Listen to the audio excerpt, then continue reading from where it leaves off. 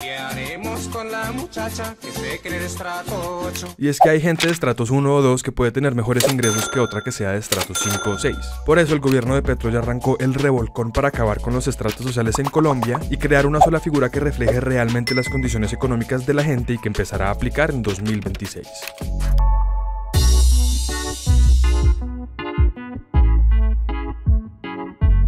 Estratificar la población es casi dividirla en castas, infrancreables una de la otra. ¿Por qué Petro quiere hacer este cambio? Porque los estratos se quedaron cortos para medir la realidad de la calidad de vida de la gente, que hoy está clasificada dependiendo del estado o la ubicación de la casa, pero no por la plata que tiene. También porque se ha convertido en una manera de discriminar a la gente en uno de los países más desiguales del mundo. Esto es lo que quiere transformar el gobierno con el llamado Registro Universal de Ingresos, que busca que sea una fotografía más precisa de lo que pasa en el país. En Colombia se comenzó a hablar de los estratos desde los años 80, pero no fue sino hasta 1994 que se reglamentaron con la Ley 142 de 1994 y se crearon como un mecanismo para establecer las tarifas de las facturas de la luz, el agua y el gas y facilitar la entrega de subsidios. Son una invención a la colombiana.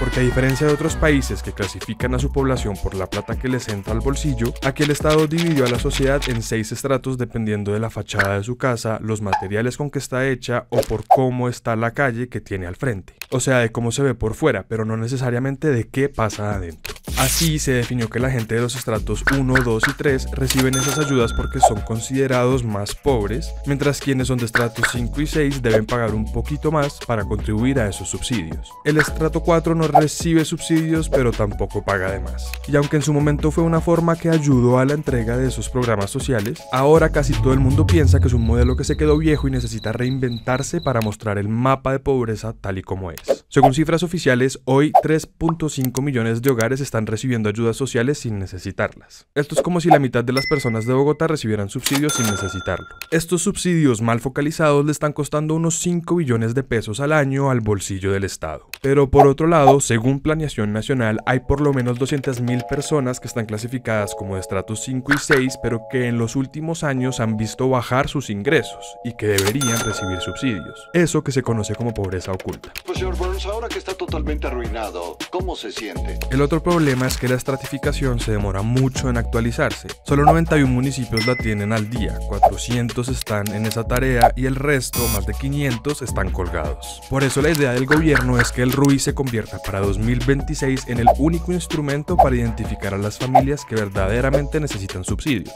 Llevando la plata a donde realmente se necesita, el gobierno busca bajar del 39,3% al 35,5% el porcentaje de hogares que no tienen plata suficiente para cubrir sus gastos de comida o vivienda. Además, quiere reducir la pobreza multidimensional del 16% al 9,5%, un indicador que da una imagen más completa porque tiene en cuenta los problemas de acceso a la salud o a la educación. El gran cambio de este nuevo modelo es que usted ya no será calificado por el estado de su casa o por la manzana en la que vive, sino por la plata que le entre y a la que el Estado le pone lupa por los registros de la DIAN, los pagos de seguridad social, lo que paga de renta, entre otros que se siguen afinando.